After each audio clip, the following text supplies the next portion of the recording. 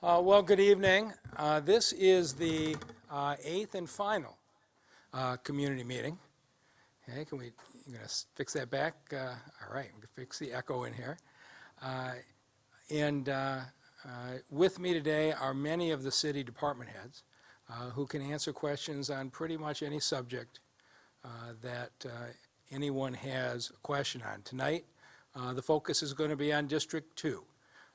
And if you haven't participated in one of these before, I will take you through an overview of what's going on in District 2. And then Arthur Jemison, who heads up our housing revitalization and planning operation, is going to talk about the strategic planning that's bringing back many of the neighborhood corridors. And then we will take questions from people. We'd ask that people from District 2 be allowed to ask their questions first and then move on to the rest of the city. I'm going to start tonight where I start every single time, and that is COVID-19. We have gone now a week without a reported death. Sometimes these numbers catch up with us later, but Detroit continues to be the national model for having knocked this virus down and kept it down for a period of months. But we're not out of the woods. In June, you look at this heat map, and the way the heat map works is the red is the hottest, then the orange, then the yellow. You can see in the middle of June there was almost nothing up in Michigan. But by the end of June, these folks down in Florida, in Georgia, and Louisiana who didn't take this seriously allowed this to spread. And by July, it started spreading farther and farther north. Until it now has moved well up into the Midwest, and Ohio, which had been so low all the way along, has now passed the state of Michigan in cases, which means there is more COVID out there than there had been a month or so ago. Now, this is a map of Michigan, and the blue section is in the area where it's low and declining. As you can see, Detroit is at the lowest level in the state. In fact, little Benzie County in the middle of nowhere in northwest Michigan has a higher infection rate than the city of Detroit. It is because the people of the city have made a commitment to the masks and the distancing, and we're seeing lots of good signs on vaccines. And my guess is somewhere around January or February you'll be able to get a vaccine. But for the next 3 or 4 months, we have got to stick with these masks. We've got to stick with this distancing. Now, the gyms are open. Before that, we got the nail and hair shops open. Before that, we got the restaurants open. The governor can't keep them open if we don't keep the infection rate down. We need to keep people working. We need to keep this economy going, and we need to keep our most vulnerable citizens healthy. So please, continue the commitment to the mask and distancing. We just got a few more months to get through this. And so if you look at the numbers, again, you can see back in April, it was unbelievable. 800 COVID patients at the hospital, 259 were on vents, really in danger of dying.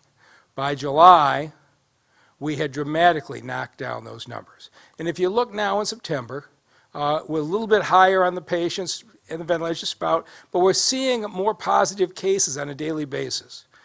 We're still less than the state's average, but we're higher than we were in July.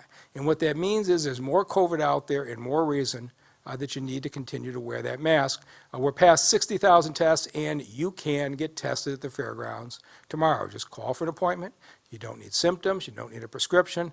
A huge part of why we've been successful is people have been able to get tested across this city and find out who's infected so that they can quarantine. And we are continuing to keep that up. Let me grab something to drink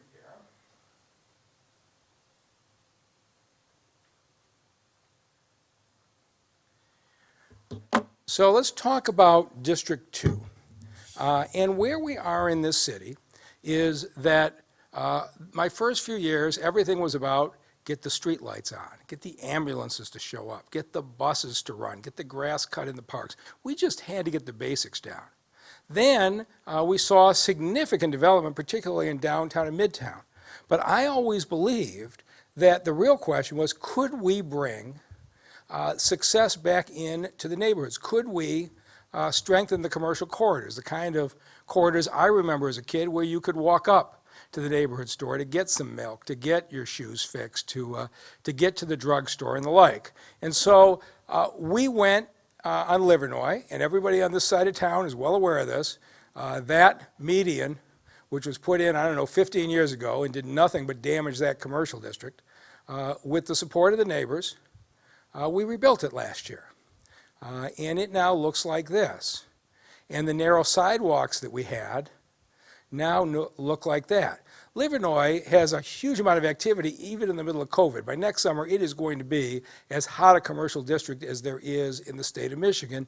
And the storefronts are nearly all full or are in the process of filling up. People in Detroit can now shop in Detroit. They don't have to go out to Birmingham or Royal Oak because we're building the corridors here. And the B. Siegel store, which has been closed for as long as I can remember, 7th Livernois, is about to open up, anchoring this district with both stores and apartments. We at McNichols, between Livernois and Wyoming, it looks like this. And if you look at this strip, it's a bunch of empty storefronts. We said, we can do this here too. And so we've started with work underway. If you've been down there, you know you're down to 1 lane each way. But it is soon going to look like this. And as we have invested in this corridor, we're starting to see businesses starting to open up. And this empty storefront now looks like that. And this empty storefront is reopened with this restaurant. And this empty storefront is opening as a pizza bar. This is what is happening when we invest in our neighborhoods, particularly when we bring people back into the homes, which we have done. We also are investing in the park. So at Fargo Park, if you live near here, you know that's what we've done. Van Antwerp Park now looks like that. And the Van Antwerp basketball court now looks like that. We are doing this over and over in the parks across the city. Huge investment in Palmer Park. You remember the old tennis courts, which have now been beautifully rebuilt. We're adding lighting. We put in a new shelter. And Pontchartrain, which used to have that fence line from the old golf course, we have opened up to make into a beautiful drive. These are the kinds of investments we are putting into the neighborhoods because this is the key to the city's comeback. There is no more neglected property than the state fairgrounds. More than a decade ago, Governor Granholm shut the state fair, and on a good day, it looked like this. We expect, with City Council's approval, hopefully in the next month, to change that fairgrounds to open an Amazon distribution center with 1,200 new jobs on this long abandoned site. And we're going to build a new transit center in front of the Amazon Center. So the 7 different bus lines that take 30,000 passengers a week, which right now people are gathered in all those shelters out there on Woodward at State Fair waiting for connections, they will be able to wait inside, much like the Rosa Parks Transit Center. We'll make this into an outstanding place for those who travel by bus. If you live south of State Fair, you're not going to have any truck traffic emptying to the south. It's going to empty mostly 8 Mile to 75, some onto Woodward, none of it onto State Fair. You'll get the landscaping. And so this is what I do on every one of these major deals. You may not be able to see it, but I'm in the backyard a couple of weeks ago with about 30 neighbors who live south of State Fair. And this is what we do. We go into the neighborhoods and we say, here's what we're proposing. And we want you to know what's coming, and we want your thoughts on what we can do on your side of the road so that this will be an asset. And we're seeing enormous support from the neighbors in these conversations. Here's the 7 elements of what City Council is now considering at State Fair. We sell 142 acres to the Hillwood Sterling Group for $9 million. We bought it from the state for $7 million a couple of years ago. There are no tax breaks or incentives. This is the first time we've seen any kind of employer of this magnitude that did not need tax breaks or incentives. The city is making progress that we can attract somebody like Amazon without giving them a tax break. They're going to open in 2022. They're going to invest $400 million, almost 4 million square feet and a minimum of 1,200 jobs, and almost certainly in 4 million square feet it'll be more than that and they've committed there'll be a minimum of $15 an hour. Then the Amazon group is going to pay the $7 million to build that transit center on top of what they're paying us for the property. There'll be no traffic on State Fair, as I said, and Amazon is going to partner with Detroit at Work so that we can place Detroiters into these jobs. These are jobs that people with a high school degree can get with training, and there are also jobs for entrepreneurs. Those Amazon trucks that you see running around are in many cases owned by a private entrepreneur. You buy your own trucks, hire your own people, form your own delivery company. Detroit at Work is going to be running training programs for entrepreneurs, so if you don't want to work for somebody else, you want to be your own boss, own your own company you can pass along, you can be an Amazon delivery company. And finally, there's going to be 2 other large parcels on the site.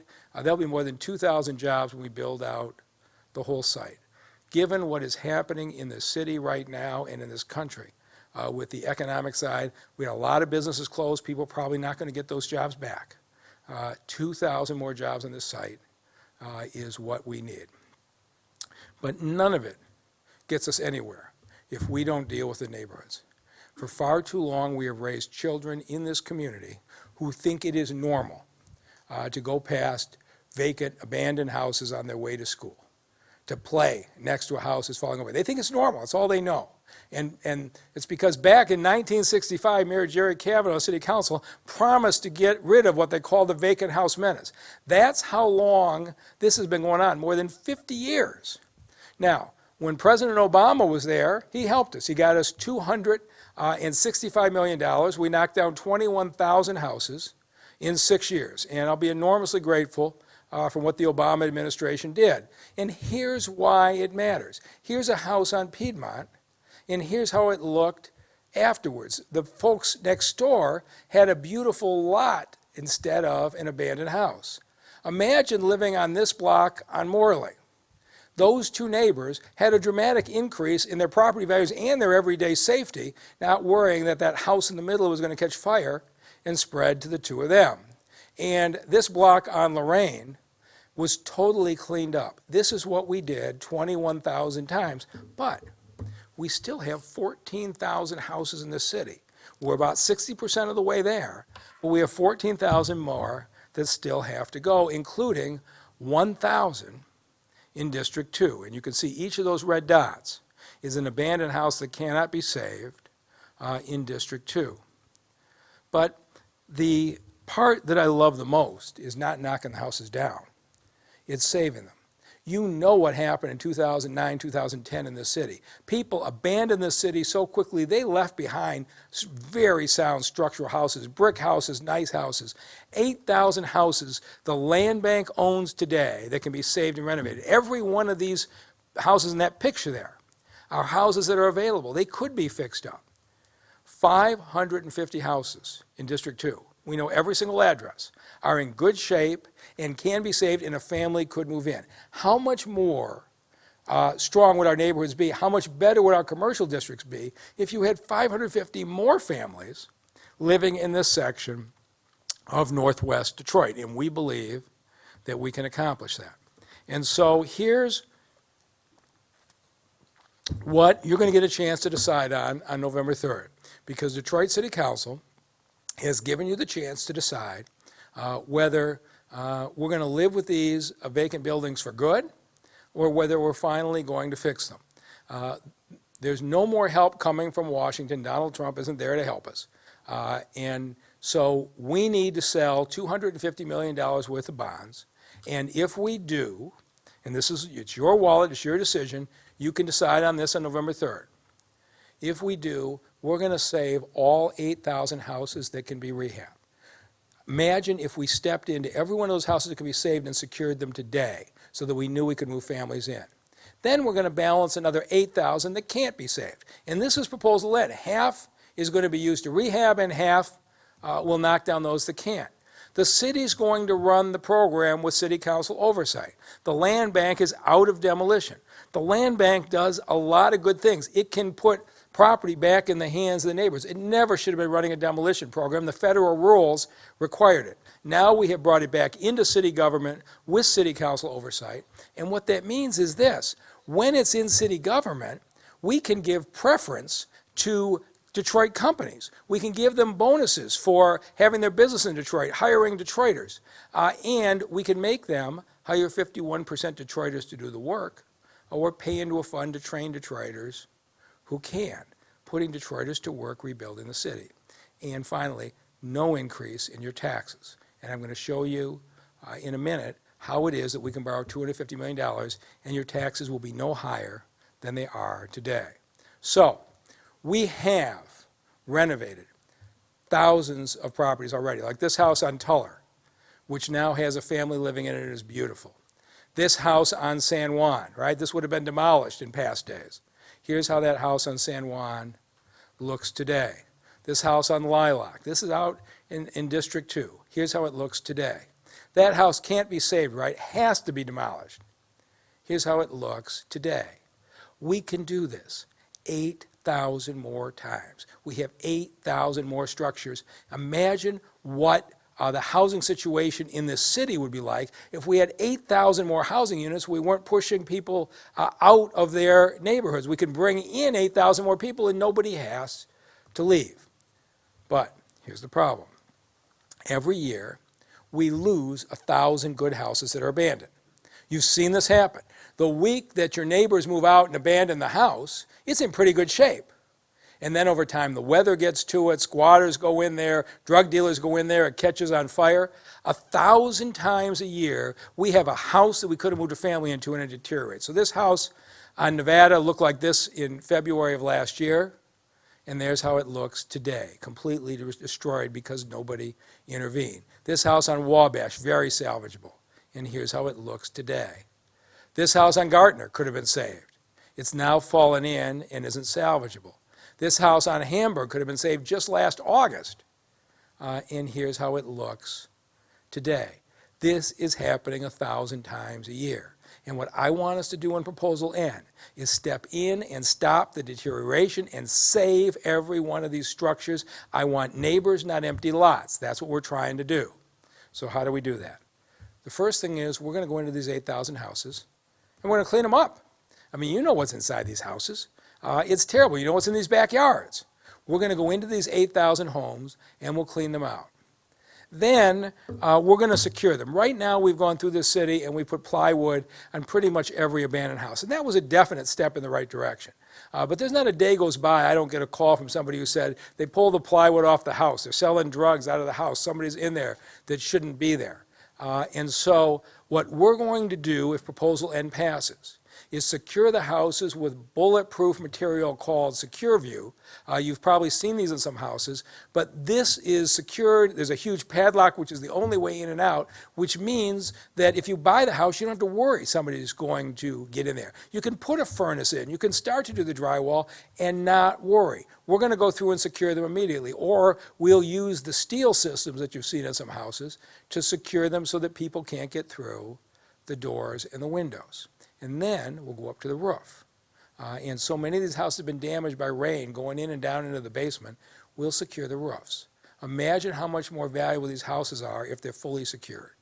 And then we're going to use partners, your community groups, your neighbors, your churches, and they'll be able to buy these houses. They'll have the time to fix them up because the houses will be secure. And I'm talking to City Council now on a policy to give neighbors first preference to buy the houses. We've done it in a program we call Building Blocks, where we've reached out to the neighbors first, say, hey, call your sister who's looking for a house. Call your friend you know would be a good neighbor. And we have neighbors recruiting neighbors to come into the neighborhood. Overwhelmingly, our houses have been bought by Detroiters. 70% of all the houses we sold have been bought by Detroiters. The great majority are renters, and they have moved from being a renter to being a homeowner, which is what we're trying to build. Now, how do we do this without raising taxes? When we came out of bankruptcy in 2014, that was inconceivable. But we've had 7 bond rating upgrades since 2014. I don't believe there's a city in America that has 7 credit rating upgrades in 6 years. That's how strong our finances have been. And Detroit City Council deserves enormous credit because they have been great about making sure the budget is balanced every year, and we will never have the state of Michigan or the emergency manager come back here again. When COVID hit, I moved quickly and immediately cut the funding, and council backed it unanimously, and Standard & Poor's praised Detroit as a national model for how well we handled it. We have already paid down more than $180 million in old debt since we came out of bankruptcy. And that puts us in a position that we can sell new bonds and your taxes won't go up. And it's just like if you were to fix the kitchen in your house and refinance your house, but spread out the payment over more years. You can get the improvement to your house, and you can keep the same payment. You're going to pay more years at the end, but it's not going to raise your taxes now. And this is the question that Detroiters have to ask, because it's your money. Is it important enough to me for the children of this city to be able to live in a neighborhood free of blight that I'm willing to get this done now and pay it back over more time? If you think the children's future is worth it to do this, I hope you'll support it. If you don't think it's worth it, then you can say I'm no on it. It's your decision, not mine. Here's something I thought I'd never say.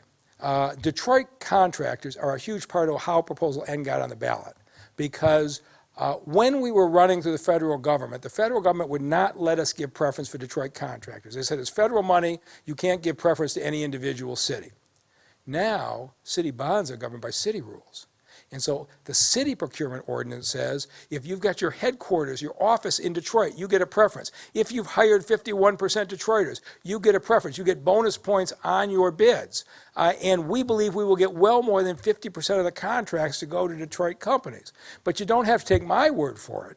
20 black Detroit contractors went to city council and demanded that N get on the ballot, because they said under the city rules, with the city process, it is going to be Detroiters doing the great majority of work. We will have Detroit companies growing, hiring Detroiters to rebuild Detroit neighborhoods, and they have committed to the 51% rule that 51% of the hours worked on these demolitions will be done by Detroiters. And it's not that hard. For each individual demolition, there's about 14 different jobs, from the initial inspection to taking out the asbestos, to driving the truck, to knocking down the house, to bringing the dirt in, to filling the hole, to planting the grass at the end of it. There's 14 jobs, and the great majority of them can be done by somebody with a high school degree in training. And these 20 black Detroit companies have agreed they will train Detroiters with the assistance of Detroit at Work, and we'll put our folks who may be getting laid off from some of the businesses that closed during COVID, we'll put them right back to work, rebuilding the neighborhoods. Nobody else is coming for us. We're going to have to do this ourselves. And so it's your money, it's your decision. We can stay with what we've lived with for my entire life. 1,000 times a year, a house that's salvageable deteriorates and the city never catches up in the demolition cycle. Or we can intervene and do this over and over and bring families back to the city. That's the decision that you get to make. Now, what I do at the end of each of these is bring a different city department head up to talk to you about what they do, and I think tonight you're in for a real treat. Arthur Jemison has been the chief architect for rebuilding the neighborhoods. So the strategic neighborhood plans, what you've seen on Livernois, what you've seen on McNichols, what you're seeing now on Grand River between Southfield and Lassa, what you're seeing on Kirchville over near Van Dyke, he is driving the investment and the redevelopment of the neighborhood corridors, and he's here today to tell you how he's doing it and what you can expect in the future. And with that, I'll turn it over to Arthur Jemison.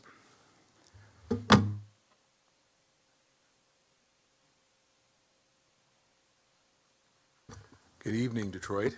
Good evening, District 2, more specifically. Mayor, it's going to be tough to live up to that introduction, but I'll do my best. My name's Arthur Jemison. I have the pleasure of being here today and working for you and with you in Detroit neighborhoods every day. It's been a pleasure and remains one to do that, again, every day and every weekend. I want to run through a few slides tonight to talk to you about the way that we've been approaching this work for the last approximately 6 years. I have the luxury of working with some great people, and specifically Donald Renscher, our Housing and Revitalization Department Director, Saskia Thompson, who works as the Executive Director of the Land Bank, Sandy Enriquez at the Housing Commission, and my Deputy Director of Planning, Catherine Trudeau, who again helped me in doing all the work that we do. Tonight I'm going to talk about two things very briefly: the way we do neighborhood planning and implementation, and a few notes on the way that Proposal N should it be passed, would impact the work we do, again, purely for educational purposes. So there's three things we try to do in our neighborhood plans, three goals. First, we're trying to foster more vibrant, growing neighborhoods around the city. We're trying to preserve all regulated affordable housing in those communities and everywhere that regulated affordable housing appears. And that we're making sure that when growth occurs, it increases inclusion and reduces economic segregation. So when we are doing new development products, they all have affordability built into them. So our objectives are to create 10 of those places and to preserve 10,000 affordable housing units and create 2,000 new affordable housing units. Again, those affordable housing units are designed to be part of market housing redevelopments as opposed to being isolated or separate in any way from the market development that we're doing. So this is my favorite slide in this deck because it not only does it depict what it looks like when we're doing community engagement, it's got one of my favorite pictures of doing planning work in IVGV a few years ago where, frankly, real conversations happen. In 6 large format public forums every year, a very robust and exciting conversation happens about how we're going to move a neighborhood forward. The conversation is focused, however, and it's focused on how we prioritize and deliver these 4 pillars of investment: single-family stabilization, commercial corridors, which the mayor just mentioned, parks, and the streetscapes that the commercial corridor buildings are located on. In addition, we're also focused on how do we preserve existing single-family affordable housing, how do we preserve and create new multifamily housing, and how do we preserve buildings like the Cathedral Tower here on the right, which is buildings that were at risk of becoming market that we want to keep affordable and make sure people can stay in for 30, 40 years more. So the good news is that when we do this kind of planning work and we do this kind of prioritization, the corporate community in Southeast Michigan is fully supportive of this work. Foundations in Southeast Michigan are fully supportive of this work. And they, along with Invest Detroit, are the way that we are able to execute a lot of these plans, along with a series of city departments that I cannot thank enough, many of whom are represented today, led by the Department of Neighborhoods, GSD and Parks and Rec, Department of Public Works, HRD, the Land Bank, and the Detroit Economic Growth Corporation. Every Thursday at 2 p.m. for the last 2 years, we have had a comprehensive meeting about the status of every development in every one of the neighborhoods that we're focused on. That's a luxury for me, and the preparation that the team brings and the attitude they bring to doing this work is very exciting. What I wanted to do tonight, briefly, was talk to you about a place in the city today where 3 of the major components of the pillars of investment I described are happening at the same time. Unfortunately, for some days, it probably looks like everything's under construction in that neighborhood, but it's also it's something that people asked for, advocated for in those community meetings, planned for, that foundations got behind and funded, and is now underway. This is what Kercheval looked like before. This is what it looks like now with being under construction, with the same kind of energy and excitement that you're seeing in Livernois, you're going to see on Kercheval, with the same kind of sidewalks, the same kind of bike accessibility, the same kind of lighting and other improvements. This is a picture of the Parker Durand building, the commercial corridor building that we're building. Upper floor residential and first floor commercial. It's under construction also. This is one of the first projects to get back under construction when the construction limits were lifted. It's going to look like that inset there when it's done. This is Butzel Playfield. It's what it looks like today. Very shortly, it's going to be transformed into something that looks like this because of the work that Brad Dick, Jeff Klein, and others are doing in the neighborhood, continuing the planning from the original conversation into a very specific, detailed planning conversation about what this park would look like. So this is a place where a few weeks from now, you're going to be able to see all 3 of these things under construction at the same time. This is something that we're proud of and is a result of all the hard work that neighbors have done. What I wanted to do finally was talk a little bit about what's going to be possible when Proposal N is voted, in the case it is voted. And again, I encourage everyone to become educated about it so that you can make an informed decision. So there's 3 principal things that it's going to impact in terms of plans. Number one, it's going to allow us to complete and expand current neighborhood planning efforts. We're going to be able to preserve houses in history that is in those houses. We're going to be able to create a new level of energy for new Detroit home ownership. So there's two neighborhoods where I've got a lot of similar pictures of people telling me what needs to happen in the way that Detroiters like to, and then me listening and coming up with plans with them around the pillars that I mentioned. In the Russell Woods Narden Park neighborhood, however, there's a segment of that neighborhood where the number one part of the conversation is, I can't really imagine a commercial corridor building in this part of this neighborhood because there's too many vacant and abandoned structures for me to imagine what it would look like without them.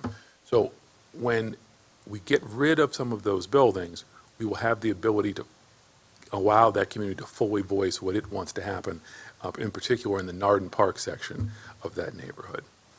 It's also going to let us in the Gratiot 7 Mile neighborhood really fully imagine what that neighborhood can look like, because vacant and abandoned structures will either be preserved or they'll be removed. They won't have to wonder, I don't know if I want to put a building there because there's so many vacant buildings that are right here next door to it. So the other thing, I just know that you've seen some of these pictures already tonight, but I'm only doing it a second time because of how important it is. When you see that we're going to lose 1,000 houses this year that can be saved, and among them I've got team members in the planning department who are extremely attached to old houses. They represent the history of the city. When those houses can't be preserved because we're unable to, in a targeted and tactical way, keep the ones that can be saved and get rid of the ones that can't, we're losing a little bit of history along with the ones that aren't any good. We have a chance to actually change that, and we should. The preservation that's proposed here is going to cause a lot of not just bungalows, but a lot of great brick frame and Tudor houses to be saved, and we think this is a crucial thing for the preservation of housing, an important item for planning. And finally, and I think this is one of the most important parts of this, is that when we are stabilizing a house and putting the $10,000 to $15,000 into it that the mayor described, the roof repair, the trashing out of the house, the securing of the house, and then we get that house onto the land bank website and it's auctioned and someone buys it, they are $15,000 closer to having a move-in ready house. And you can go on Google like I did and find out that if you can get a reasonable mortgage, and that's part of our job to have a programmatic response to this, and if you can get the financing together, you're going to be able to buy a move-in ready house in this community and get a mortgage to get it rehabilitated. The payment you're going to make, even on a very short mortgage, is going to be less than what I'm able to do in many of our affordable housing developments. So if we're able to put a programmatic response that pairs well with what's being proposed in Proposal N, we're going to have a real engine of home ownership that will, again, help us start to reverse the tide that we've experienced the last 20 years in terms of Detroit home ownership. So with that, I want to make sure that everybody listening becomes educated about Proposal N so they can make an informed decision. But it's been my pleasure to talk to you tonight. I want to invite the mayor to come back up after saying thank you for partnering with me and my team in the field, and then get you ready for the question and answer session. Mayor?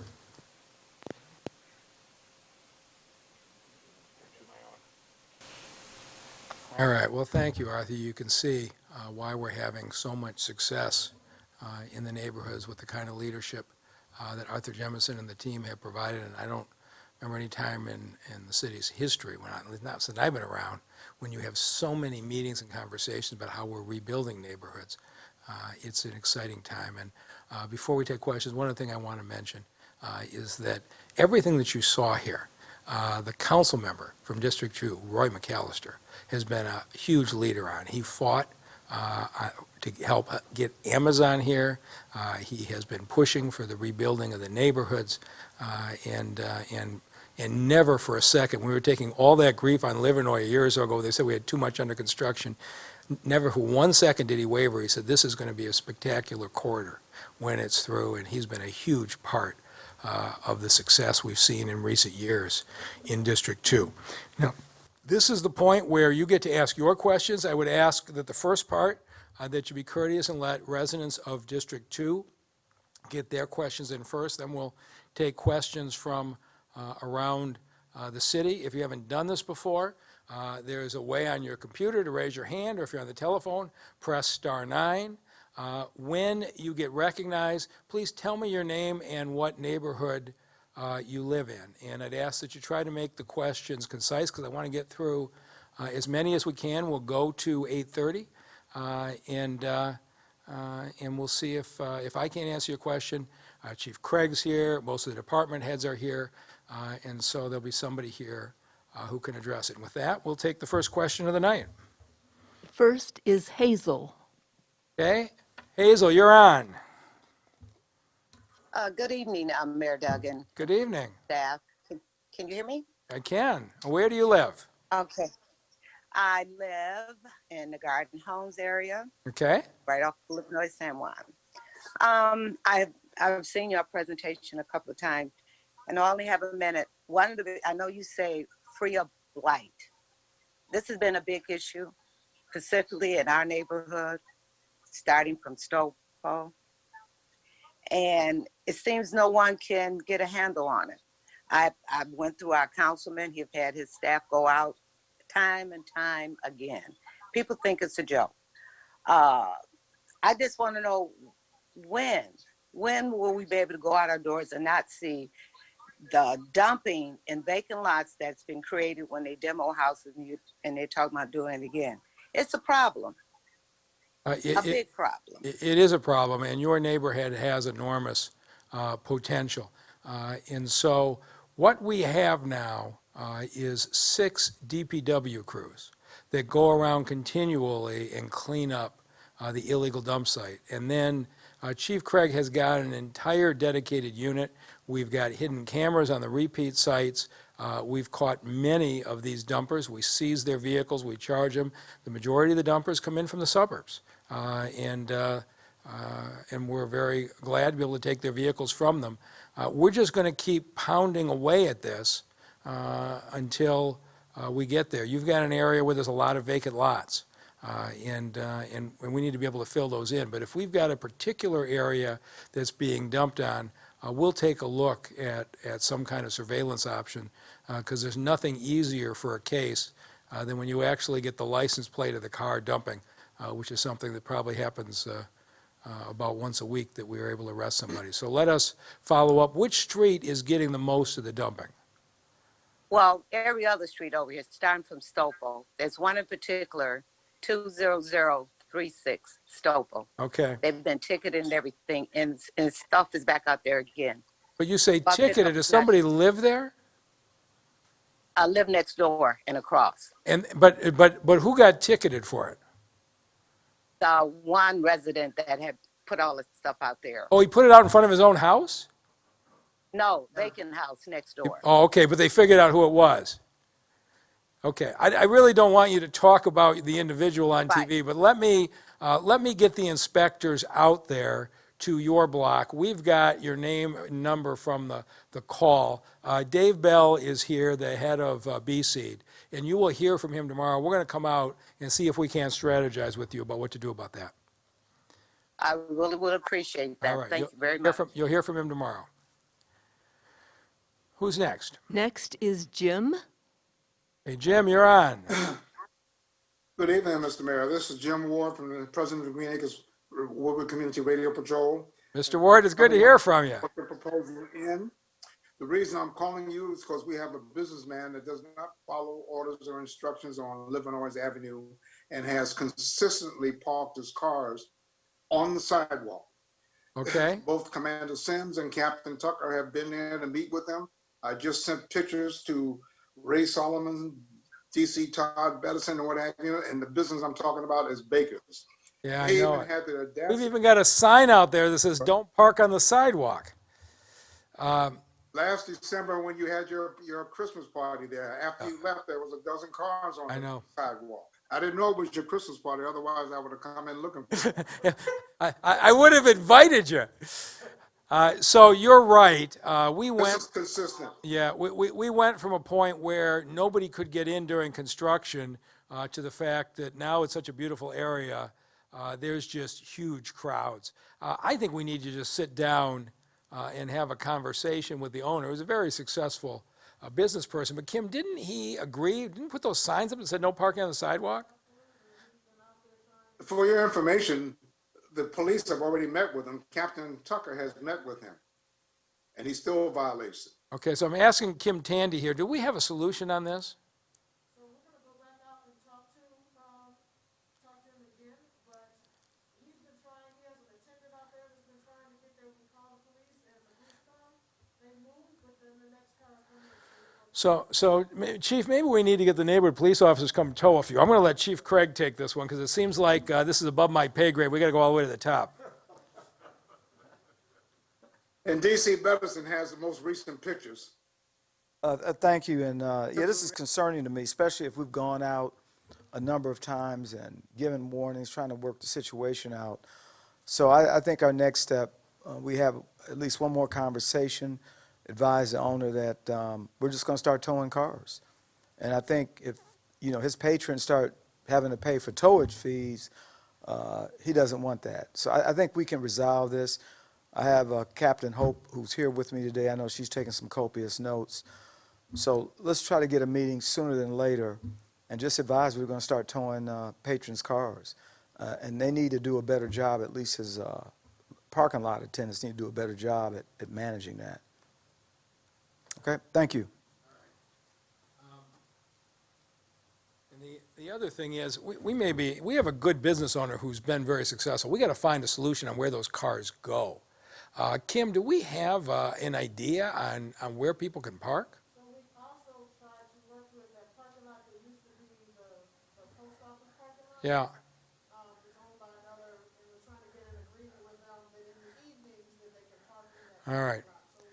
So we're working on that. So we need to help him get space along there, and he's got that that little catering business in that space too. I see their van sometimes on the sidewalk too. So it seems like we need to deal with the whole thing over there. Okay, and so Mr. Ward, I'm going to step up the effort to see if we can't do something about getting control of that vacant parking lot and see if we can't find more space to park, so that in addition to taking a heavy hand on the towing, we'll also see if we can't find a positive solution, because I want Bakers to do really well. It's a great place, and we got to help them find a solution on parking. So we'll follow up. All right, who's next? Next is Shay. Shay. Hi, Mr. Mayor. Hi. Where do you live? Can you hear me well? We hear you loud and clear. I'm new to the Fitzgerald neighborhood. Okay. So I'm calling because, forgive my ignorance, I'm still very new to this. I moved into the neighborhood with my partner, and I see that there have been a lot of plans around developing the neighborhood in the area. And one of the things that I noticed as well when it came to Fitz Forward, that they had a lot of plans for the area as well. So when it comes to this proposal N, I wonder, in terms of accountability and transparency, how do I get to see that level of transparency and accountability as to where the projects are and where they stand? I know there will never be a perfect timeline for anything, but I often feel like I'm in the dark about what's going on, especially even when it comes to purchasing side lots that are on hold and there's no resolutions quickly in sight. It's one of those things where I feel like a menace just asking about things in my neighborhood. So let me start with this. If the land bank owns a side lot, we'll sell you the side lot. We've got a very complicated issue, as I think you probably know, in that we tried to take on, 100, 150 houses at once. We knocked down the ones that couldn't be saved. The contractor was supposed to renovate a group of them. He was unable to do that. The city stepped in, started renovations, but we've got a number of the side lots that are still in the hands of the contractor. And Arthur Jemison is right now trying to work out a deal to resolve this. I'm trying to get those side lots back under our control. If we get it back under our control, we'll sell it to you immediately for $100 so that you can expand. But Fitzgerald was the first neighborhood where we tried to go in and take 100 houses at once. And we did a number of things right. That park is beautiful, but we did some things wrong. Absolutely. We tried to take on too many houses at once, and that's a mistake that we won't make again. What you will see is this. There are a number of families moving out of the area under the new Gordie Howe Bridge. And we are renovating houses for them to move into so they don't have to live under concrete. And we are targeting your neighborhood where we're doing a number of renovations to try to fill in for what that contractor didn't do. So we know we got a problem. We're working on it hard. And I'd be willing, if you call me back in 2 years, I think you'll say to me, I'm really glad I came in when I did, because I think there's an enormous upside to your neighborhood. But right now, as you know, we got a lot of work to do. But I know what we got to do, and I'm on it. Do you like your neighborhood? Oh, I guess we moved on. Hello, can you hear me? Oh, yeah. No, I do. I do. The potential. That's one of the reasons that me and my partner moved into the area. We were hoping that we can recruit some local graduate students and fellow graduate students into the area, just because we see the potential in it and want something that we can raise our own families in. And how do you like what we're doing out on McNichols? I love it. I'm excited for the Sip on Six. I've already been to Detroit Sip. Yeah. I'm really excited to see what's going on there, and excited to hopefully continue to see the growth along McNichol. Okay, well, I started the Fitzgerald thing, and I'm going to stay with it till I finish it. And but I've learned an awful lot, and I hope you end up happy that you were one of the early families that moved in. So thank you for the call. Who's next? No, thank you. Next is phone number ending in 084. Okay, if your phone number ends in 084, tell us your name and where you live. Michael M. Lebrecht on Santa Rosa in Detroit. Okay, how are you tonight? Good evening, Mayor. Good evening. I have a couple questions. Okay, Number one, I'm a regular rider on DDOT. okay. I catch the bus at 7:11. Frequently, How did you go from being super healthy? Wow, look at that. Wow. it's, He's just flying through there. Okay, hello? I want to know how you what's went. going on? It looks like there's some And- noise on that phone line. Okay, Right so now. somebody else, okay. So go ahead, what's your question about DDOT? Number one, why are many of the drivers not wearing masks as required by the law? Okay, so I'm going to get Mikkel Oglesby to answer that question, but I think it's going to be And very secondly, surprised because, boy, the drivers I met are obsessed about protection.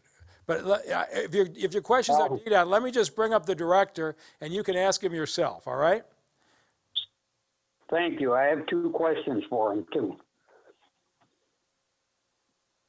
Okay, hello.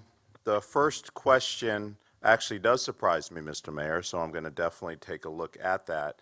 I've just recently heard that there are some complaints about passengers not wearing masks or not wanting to, because we've had a lot of folks that we've addressed, but not drivers. But I will be looking into that actually right after this meeting. Secondly, I would like to know why handicapped people are not allowed to sit in the handicap area when SMART permits this. I'm not, are you talking about sitting in the front of the bus? Yes, Yeah. SMART permits it. Yes, well, that's actually not the case. Anybody that has an ADA requirement can board from the front of the bus. Well, I think you need to inform your drivers. I was over at the state fairgrounds the other day attempting to board an eastbound 8-mile bus, and I walk with a cane. I have a slip disc, and I asked the driver to open the door, and he refused. And he says, just because you have a cane doesn't make you handicapped. Wow. I'll be addressing that. Do you have any specific information? As a matter of fact, if I can get your phone number, they do have it. I'll be contacting you personally to get that information. I've been personally addressing any issues like this, and I've been making sure that they are rectified, so I will take care of it.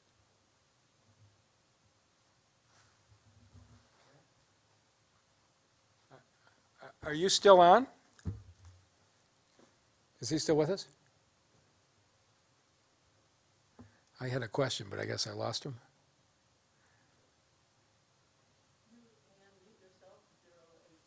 Zero 84, if you're still there, I got one question for you. You with me, sir? Hello? Yeah, here's my question. Have you seen the plan for the new transit center at the State Fairgrounds? Yes, I have. And I say that area over there right now is not patrolled enough. Right. Too many druggies over there. Okay. I was more concerned about you being able to wait inside for the transfer. Well, I would appreciate that. Okay. But now I rode a bus last Sunday, not this past Sunday, the Sunday before, so down inbound Gratiot bus. The bus driver was playing his music. He was not wearing his mask, and he has a girlfriend up in the front seat in the handicap seating. I'm really glad I asked you another question. All right. Well, Mikel's going to call you tomorrow, and we're going to want to get the details on which bus and what time of day. He is one of the finest bus administrators in the country. We just brought him up from Florida to come up to Michigan for the fall and the winter, and he is going to be all over this. So you're going to hear from him tomorrow, and I think you'll be impressed with the way he follows up. So thank you so much for this call. Okay. And I have. Next is George. Okay, George, you're on. Good evening, everyone. Good evening. You guys can hear me, right? Yeah, where do you live? 7 in the Livernois area. Okay. I'm a first-time homeowner, just turned 28 years old. Really? Yeah, when I moved into this community, I established some very good repertoire with my neighbors, and the elders in the community appointed me as a block club president. Really? So I've been pretty gung-ho on beautifying just the general area.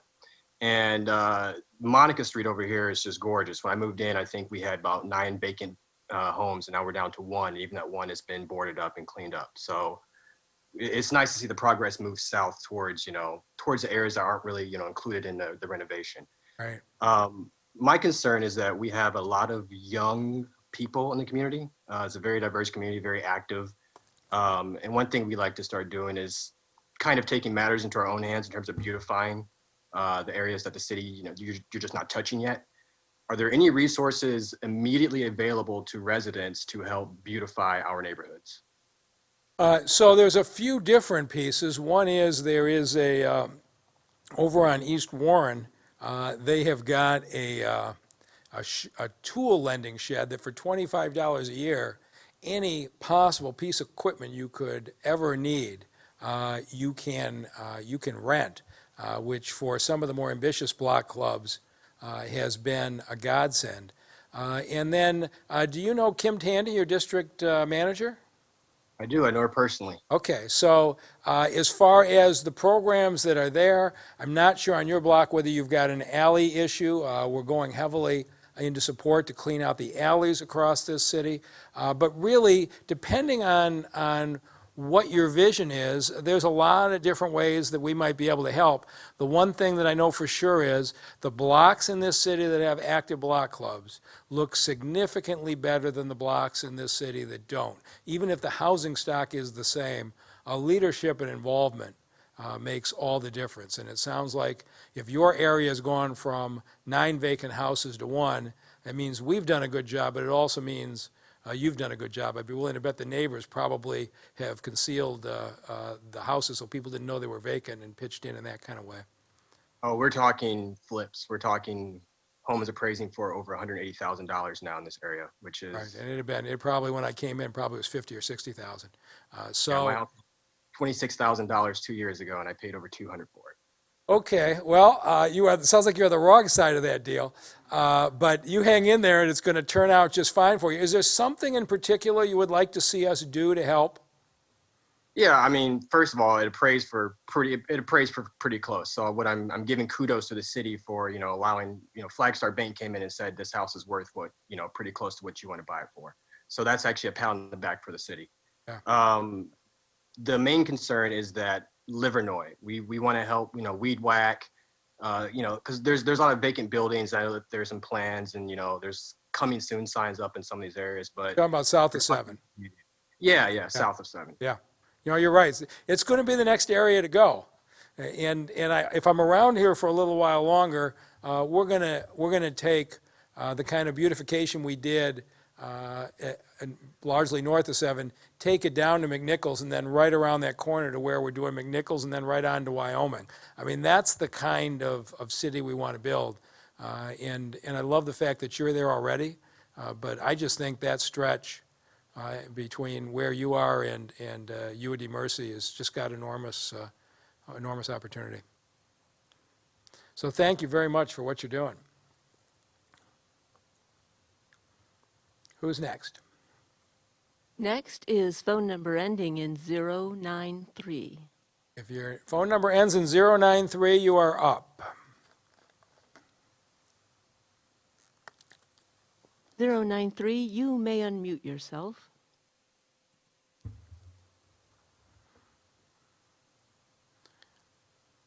This is Peggy Noble, College Park. Oh. Can you hear me? How are you, my friend? It's fine, my friend. I'm really enjoying this conversation this evening. I have a question for you, Mayor Duggan. Okay. And then also I have a question for Arthur Jameson. Okay. Of the 8,000 houses that you're going to try to save, where the neighbors might be able to purchase. What I need to know, how many of those houses are in College Park? So Kim Tandy is going to be able to give you the map and the addresses. And so we actually have an analysis that will show you.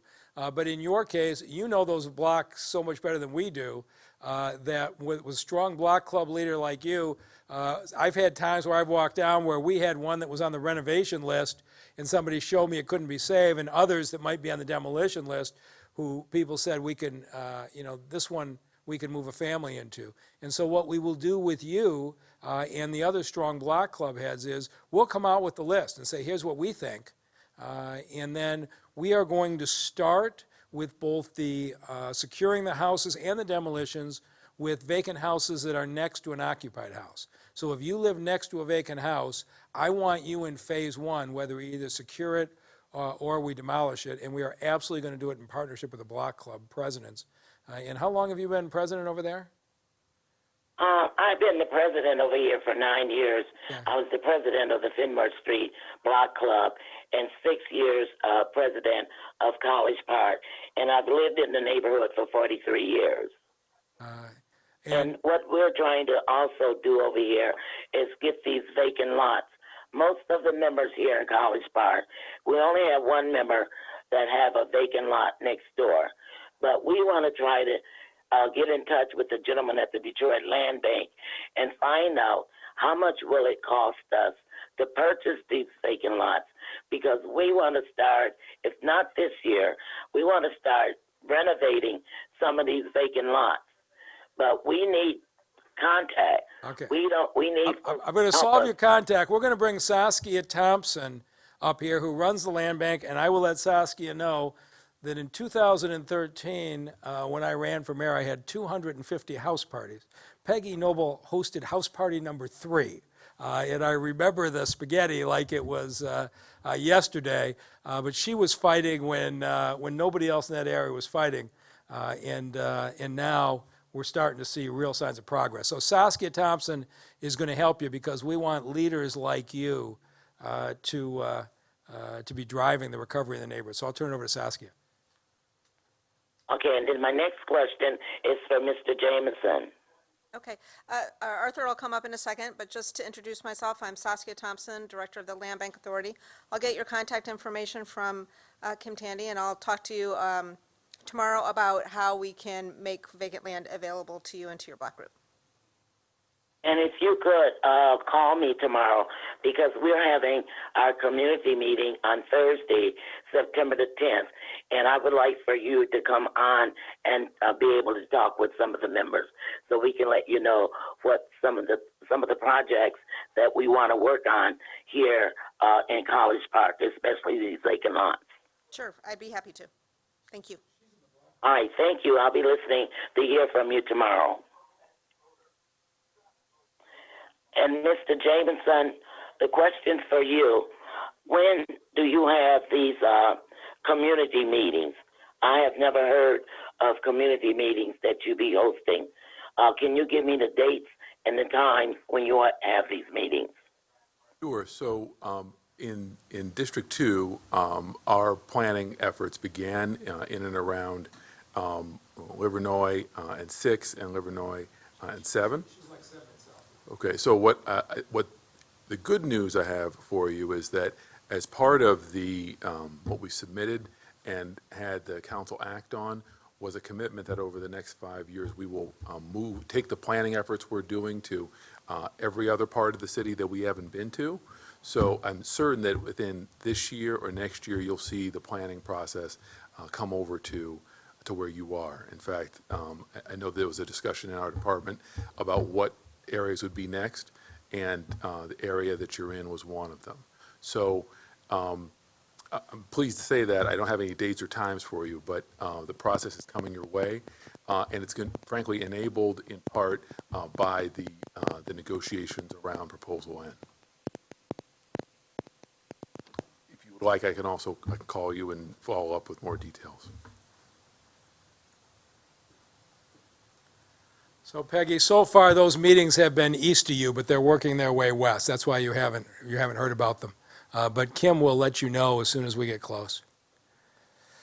Okay, who's next? Next is Matthew. Hey, Matthew, you're on. Hello? Hey, Matthew, tell us where you live. Actually, this is Eric Kennedy. I'm on my cousin's computer. Okay. I am from Greenwich Village. All right. And my concern is, what will Detroit do about the excessive speeding on Outer Drive from Livernois to the Lodge? Also, Vassar, where Outer Drive meets, Vassar continues to the Lodge. There have been at least 2 accidents per month this year so far. There are donut circles at many intersections, and the McDowell Middle School has a 35-mile-per-hour speed zone, and most of the schools I've seen have 25-mile-per-hour speed zones. Thanks for bringing that to my attention. You know, that's a big concern around the city, especially with these drifters, people doing the donuts as you described. So for the last now 5 weekends, we've been out working Friday, Saturday, and Sunday to eradicate that. We've had some success. Commander Sims, who is the commander of the 12th Precinct, who is also monitoring this, will be texting back and forth. So we'll have the neighborhood police officer work that problem as well as her traffic unit and see. Do you have any relationship with the 12th Precinct? I have some. I've called in some concerns about they treat Vassar and Outer Drive like a speedway because there aren't many stop signs or speed bumps. There are only 4 traffic lights from Livernois to the Lodge at Wyoming, Mendota, Myers, and Schaefer. And in between there, they go bananas. And like I said, the speed around the school zone is 35 when I think it should be 25 because I haven't seen a 35-mile-per-hour speed zone around the school.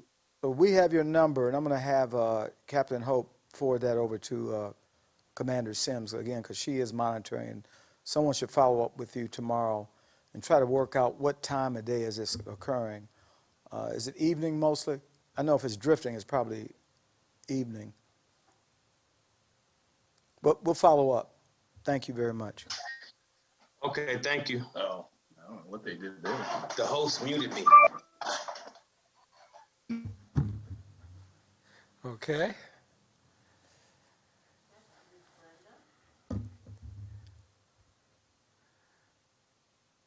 Brenda, you're on. Tell us where you live. I live in Garden Homes. In November of 2019, I had a large tree cut down, and they grounded, but not enough for me to this year plant another tree. I've left 6 messages with Ms. Squalls about the process of replanting my tree on the city side of my property. And I want to know, I have not had a return phone call. Is Brad So I Dick just wanna here? know who- Brad, come on up. Brad's going to solve this.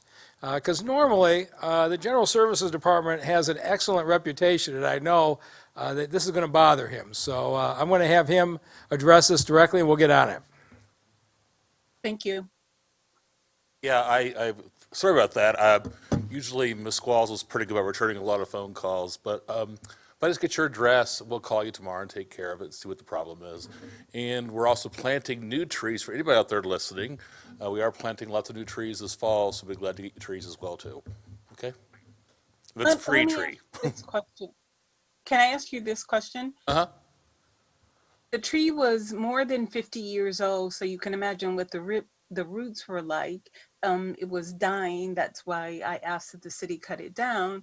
I bought my own tree after Ms. Squalls did not return my phone calls. Then I've had my gardener try to plant the tree, but the roots are not, I think he said I needed 13 feet, but the tree was only ground like 9 feet down. Does the city grind it more? Well, And do I have to wait 2 years before I can plant another tree on that curb? I mean, I had to see your berm, but more than likely, the tree was so big and the roots are so thick, it's going to take a year or two for them to die back so you can plant another tree. That is my guess. That's probably what the issue is. So you can't, we drill down about 4 or 5 feet, but as you can imagine, a 50-year-old tree has really deep roots. So it may just take another year or two for the roots to just disintegrate back into the soil before you can plant a tree again. That may be part of the issue. Yeah, we'll check into it. Promise we'll call you.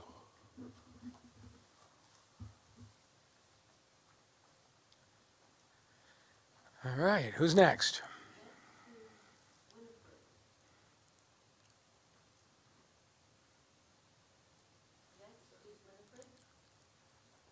Winifred, you're on. Can you hear me, Mayor? I can. Where do you live? I'm at Shapers in 8 Mile Shaper 7-8 Lot Association. Okay. I'm from Councilman Roy McAllister. I'm on the staff of Councilman Roy McAllister. I just want to ask a question about our office get a lot of phone calls about department heads or department staff people not returning emails or not returning phone calls. And this has become a problem since during the pandemic. We know people are working from home. We know people don't have access to a lot of the phone calls and email. But we receive a lot of calls about, well, we get calls, and we get emails. So what's your solution to that, Mr. Mayor? So give me an example of the kind of issue you need addressed. Well, I get a call from this lady who wants to have some information for the assessor's office. So I forward her an email to I'm not going to put a name out there, but to the assessor's office. So she emailed me back and said, finally, he did call me. Then we get information, we get calls about a GSD, same thing. And then the forest department, I just heard. Give me an example on GSD. GSD was you just talk about Van Antwerp Park up there. I get calls about the littering, the park rules not being enforced, they close at 10 o'clock. We get those issues. So the first thing I would say is this. Do you have the Improved Detroit app on your phone? Oh, I have it on my computer. Okay. So to the extent you can put complaints in on the Improved Detroit app, that's working well even during COVID. Everybody's got that data, that's sharing. So that's been something that's kept us going. But the second thing I would do is, it sounds like you probably know Kim Tandy. Oh, I know her personally. Okay. But my problem is not that. My problem is for the residents of District 2. They're calling our office, Councilman McAllister's office, with the complaints about they are not being answered on their emails or their phone calls. If you can let Kim know the individual cases, and we will track them back to the different departments. If it's somebody not responding to an email, that's a concern. There's no reason working from home that you shouldn't be able to find your email. But rather than deal in a general thing, I'd rather run down the specifics. But if you get anybody you don't get a response from, if you let Kim know, and then we will follow up with that department. And after a couple of times of my office calling, I'm pretty sure they'll respond. Thank you. All right, thank you. Next is Deborah. Deborah, you're on.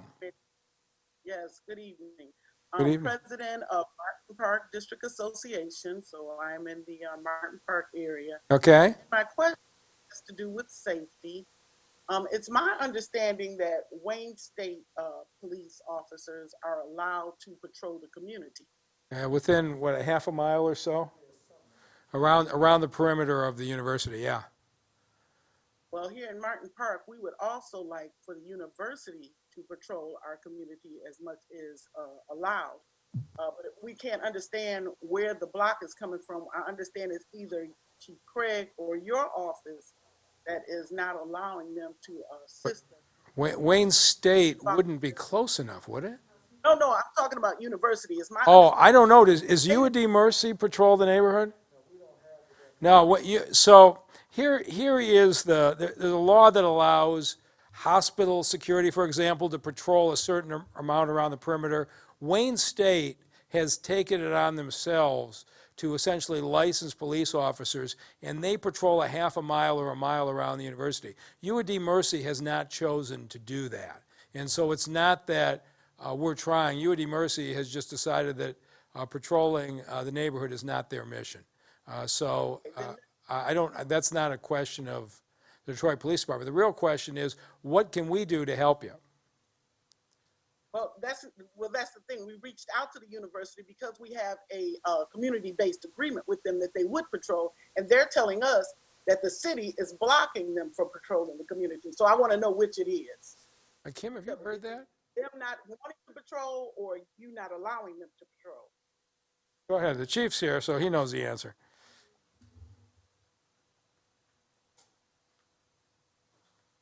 There was some early discussions, probably almost after I got here, that they were interested in doing it. As it was indicated, they haven't really did a follow-up. It may be liability.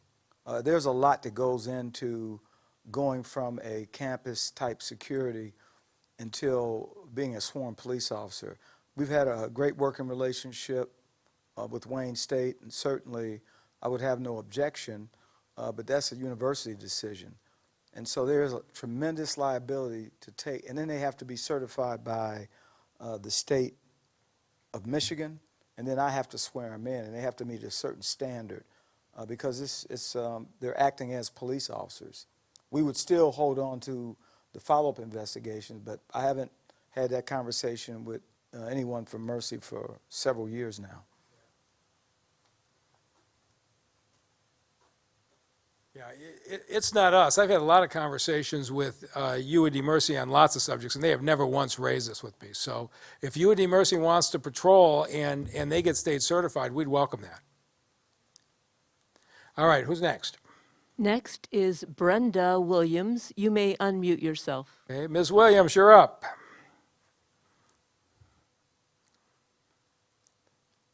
Ms. Williams? She needs to unmute herself, but we'll come back. Okay, hang on. Ms. Williams, you need to unmute yourself.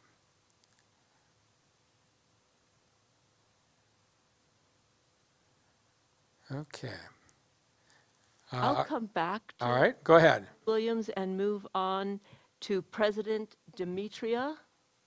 President Demetria. I like the sound a lot better than the guy we got. Hilborn. Oh, go ahead.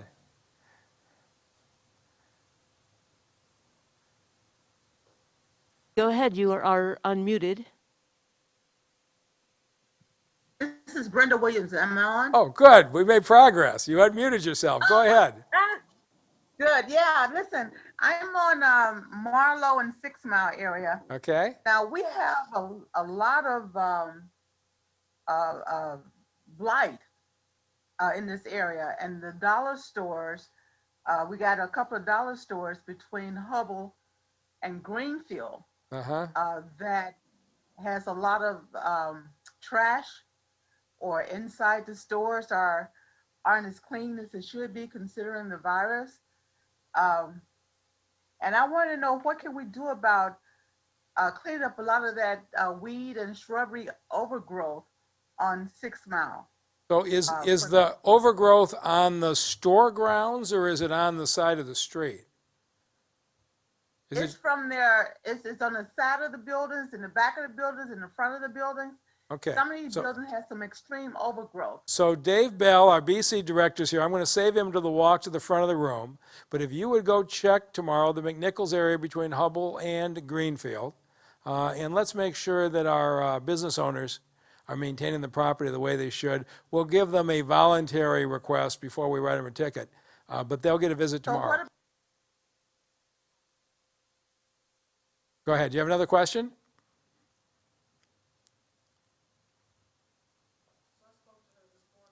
The businesses that's vacant, are you there? I'm here. I'm with you. Oh, thanks. There's a lot of businesses the buildings that's vacant. So what do you do about this? Yeah, in that case, that's where a block club comes in. Okay, so That's I'm just the president of the block club. What do I do? So, so I'll have Kim Tandy call you tomorrow. I think you probably already have talked to her. And I did. I talked to her today. okay, so I'm glad to hear she's on top of it. So we will get out and enforce the cleanup on the businesses that are operating. We can write tickets to the empty building all day long, and it's not going to solve your problem. And so what we need to do is figure out a way to maybe get you some equipment or something. But the truth of the matter is, the areas where the vacant stores are cleaned up, it's basically block clubs that are doing it. All right, so you'll hear from Kim again tomorrow. Now, Kilbourne President Demetria is unmuted and ready. President Demetria. Okay, I'm with you. Hello, can you hear me? I can. Okay, good evening, everybody. This is Demetria, the president of Kilbourne. I know she introduced. I have 2 questions. Yeah, you sound like you're having a good night. Yes, I'm fighting mosquitoes. They're really bad. Okay. And okay, the first question, I've been getting some overwhelmingly requests for the senior grants. Okay. One of those 3 programs that they qualify for, I forgot which one is the qualification for the seniors. Is it the NIP program or? There's a series of programs, and Arthur Jefferson's here. Rather than me explain them, let the person who understands them best. Okay, thank you. My braces got him. Good evening, ma'am. How are you? So, Good evening. How are you? I think you mentioned 3, there's a series of programs. So the one you mentioned, I believe, is actually funded by the state and administered often by a community development organization. The city has 2 others. One is senior home repair, and there's also the 0% home repair program. Which one has your neighbor applied for and qualified for? They were inquiring about home improvement grants because they didn't have any money to fix their homes. So we have a home repair program. It's targeted at seniors, in particular seniors who are low-income seniors earning less than 80%, sort of 50% of AMI. We're usually able to make, we've had increases in the dollar amount of that program over the last 3 years. I think this year the total amount available for that program is about $4 million. I think that's going to get us a significant number of grants, but there's a long waiting list. Have you phoned the Housing and Revitalization Department? Okay, I got a question. Another question. When they have those grants, do they only come out every quarter, or every year? How do Usually- you get on the list for those? So usually every year there's an intake. It usually takes place in July or August because that's when budgets are available and they can begin to process candidates. However, usually there's a list of people from the prior year. That said, there are people who, usually within a couple of years, an entirely new list will be cycled through. At least that's my recollection from when I was running the program myself. So it is definitely worth signing up. Again, it's not going to be the answer to an immediate problem. It's usually something that can happen over a series of years. Have they looked at the 0% home repair program? No, they was interested in mostly grants, but there was disabled people that own their homes as well, and multiple children in the house under 18. And I was just asking and inquiring because they was one of those was the concern, because I think the weatherization program was another one. How do they get the weatherization? I do know the Butzel Center is the one place that you sign up for the weatherization. In Clear we do. Court. If you go to the HRD website, you should be able to learn information about all of these things, including weatherization, which is a program that we partner with Wayne Metro on. Just in the interest of other questions that might be there, I'm going to. Okay, no, I got another question for the mayor.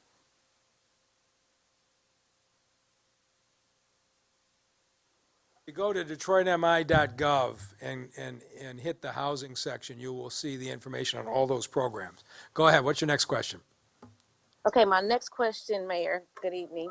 There's a lot of kids out here that's having a hard time learning to drive, and by me driving on the streets a lot, delivering those lunches, I'm seeing some really bad driving habits that is not appropriate, and they're dangerous.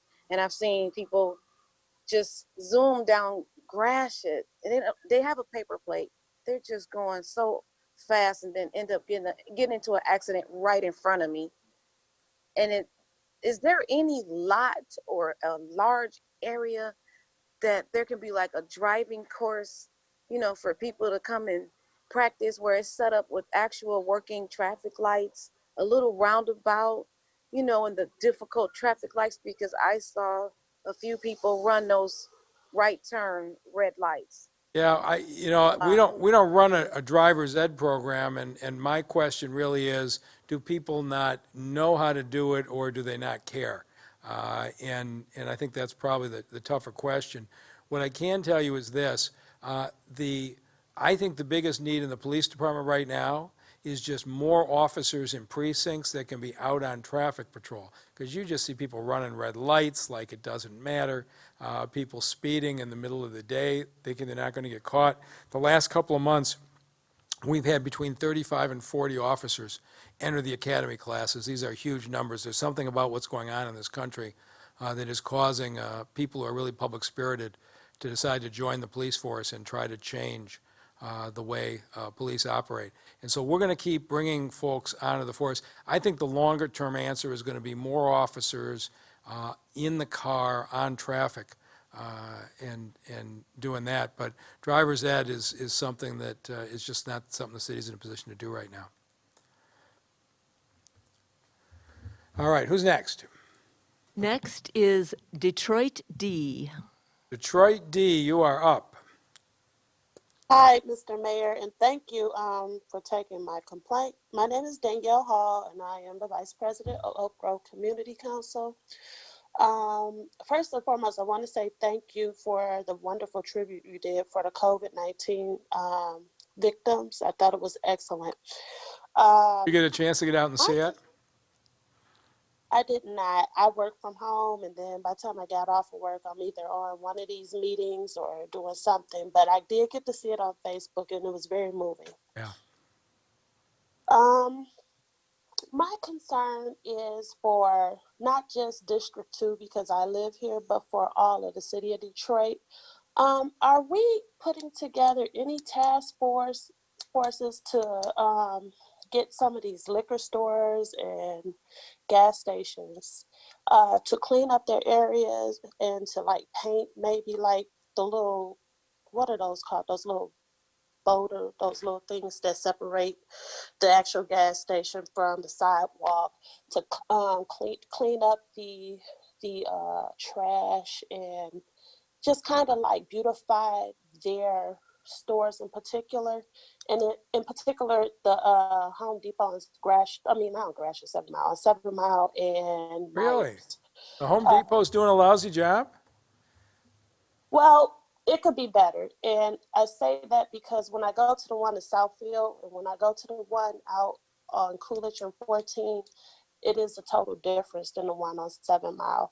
Number one, the parking lot needs to be paved, and they could really stand to have some new lines drawn for the parking. Trash. Time. Okay, so let me say Trash, this yeah. to you. I'm going to have, so the short answer is that we don't need a task force. Dave Bell and the BC department can make the businesses come up to code. And things like not having the lines properly painted, not cutting weeds, not cleaning up trash, we can enforce, and he'll be out there tomorrow. The second question about what I would call beautifying, that really happens when the neighbors and the business groups get together and kind of form a business association and reinforce each other. We don't often see one person take it on. If the stores on both sides are not kept up, you kind of reduce the motivation. And maybe, I don't know, I see Kim Tandy's here. Do we have any kind of a business association over there on 7 Mile? Is there something we could do there?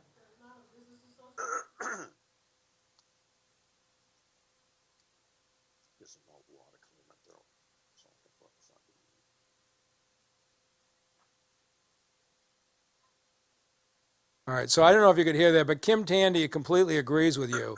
And so she's going to take on the charge of trying to get the neighbors and the business association together to see if we can't make that. From what I understand, that Home Depot is doing just fine financially, and we should insist that the grounds be kept up just as well as they're kept up in the suburbs. So thank you for raising that with me. Dave Bell will be out there tomorrow. Kim will be on it tomorrow.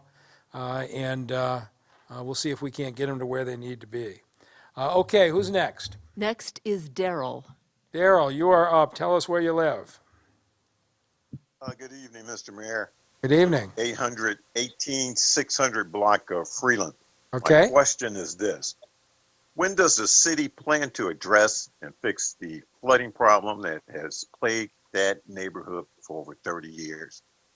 Every heavy rain, the basements flood, particularly my mother's basement, which flooded from the last heavy rain we experienced the 28th of August. Okay, I'm going to have Gary Brown answer that question for you.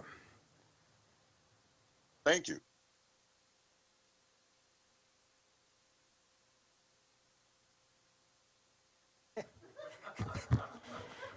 Yeah, I caught Freeland. Was it Freeland in Outer Drive area, 18,000 block? 18600 block. 18600, Freeland okay. and Margarita.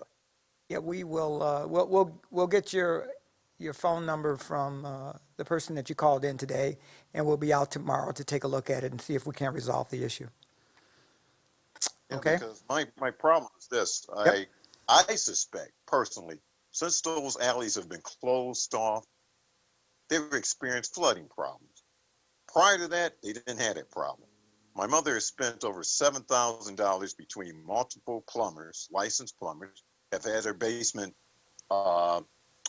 snaked 100 feet to the rear, 100 feet to the front, have had a sub pump put in, and to no avail. Whenever it rains hard, it floods her basement. It has caused damage to her bathroom vanity. It has caused damage to her entertainment center, furniture that's in the basement. It has caused floor damage and tile damage, and it just gets worrisome. I mean, it's to the point where no one wants to speak up because when they call the city, they feel like they're getting spent. Now, I want to take this time to also acknowledge the people who work for Brenda Jones, Miss Linda Wesley, Miss Lockett, Miss Felicia Taylor, who's worked with Councilman McAllister. Once I addressed these concerns 2 weeks ago, they have been adamant in returning calls and giving me follow-up, which has restored my hope and faith in the city government to call. But something has to be done because, I mean, this is just too much. My mother's 80 years old. Each time it floods, you have to go through the process of trying to clean up and desanitize. It's just Time. Yeah, and you know, I assure you that I will give this my personal attention. We'll make sure that your mother gets some relief. You are absolutely right. The closing of the alleys has caused some problems with getting to the sewers and getting them cleaned out.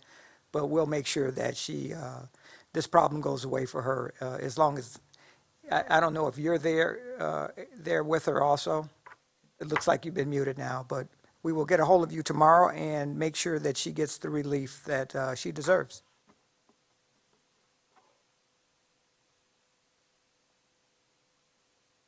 All right, I know we were going to go to 8:30, but we'll run a little bit past. We got a few more questions. I'd like to try to get to everybody. So who's next? Next is Alexander. Hey, Alexander, you're on. Tell us where you live. Good evening. Can you hear me? I can. All right. Thank you for taking my call. I'm also a new homeowner in Bagley, and my wife and I we love the neighborhood. Livernois is beautiful. It's a wonderful corridor.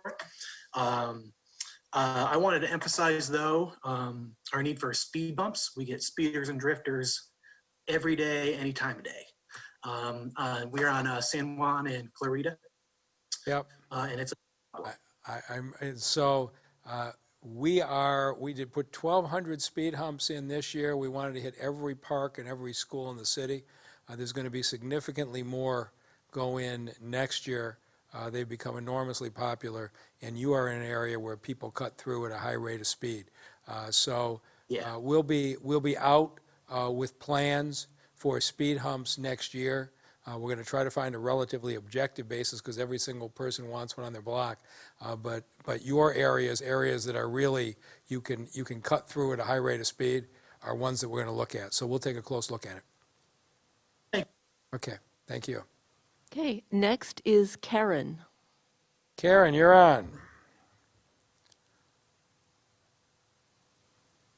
Karen, you must unmute yourself.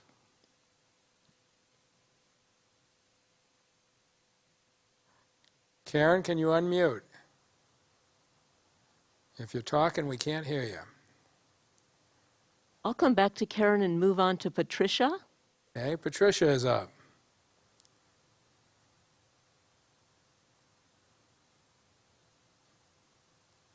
Patricia, are you with us? Is it unmuted now? Who is this? Patricia. This is Patricia Little, Okay, Ms. Little, where do you live? College Park. Okay. You know, secretary for College Park. The whole block club's calling in. All right. My question is it legal to run an Airbnb in a residential home in College Park? You know, what those are? Those are like hotels. The answer is within reason, yeah, it is. Janae Ayers tried to pass some restrictions on it, and we haven't gotten them through council yet. And so in the meantime, if you've got an Airbnb host who allows parties, noise, a lot of traffic, we can get the BC department to come out and deal with it. But until City Council gives us the tools to address it, we were trying to get them confined to maybe 100 nights a year, something in that range. But they probably can legally do it right now. Are they a nuisance to you, or how's the host? It's actually another neighbor lives over on up on Prevost, closer to 7 Mile, and the owner of this actually lives 5 houses down. Okay, well, you're in a better situation than a lot of people. And they don't care. Oh, they don't care. Okay. So that's what it is. So she wanted me to find out if it was legal. At this point, it is there. If they are running groups that are making a lot of noise and are not under control, we can get our inspection folks to come out and deal with the host. Usually the problems we've had people who have bought houses in neighborhoods where they live in the suburbs and they rent it out as an Airbnb all the time. Those tend to be the worst of the problems. I'm surprised to hear that she's letting it happen 5 doors away. But if it gets out of hand, call the BC department or talk to your district manager. We'll come out and deal with it. Okay, I will relay this to this neighbor. And I just wanted to make a comment in regards to the flooding of the basement from that other guy. The problems are the alleys that are closed in with those sewer drains that are over covered. And I have addressed this issue many times and to the water department and everything. I don't have a problem anymore because the alley that got closed in behind me, the drain is uncovered and cleaned out. Yeah, so I know Gary Brown's going to get out there and take care of the lady that called in earlier. All right, who's next? Okay, Karen is ready and unmuted. Karen has figured out how to unmute. Go ahead. All right, this isn't Karen, but this is Frank. Okay, well, Frank, good to talk to you. Thanks for taking my question. This is Frank Hammer from Green Acres. I recognize the voice. We've been having conversations about the state fairgrounds with your announced plans to basically convert that into an industrial zone. Right. The question I want to raise for you is that there is a critical need for what used to be the state fair. And the reason I say that is because everywhere as I've been working as part of the State Fairground Development Coalition, everywhere that we've gone, we've talked to Detroiters and we've talked to people from the suburbs.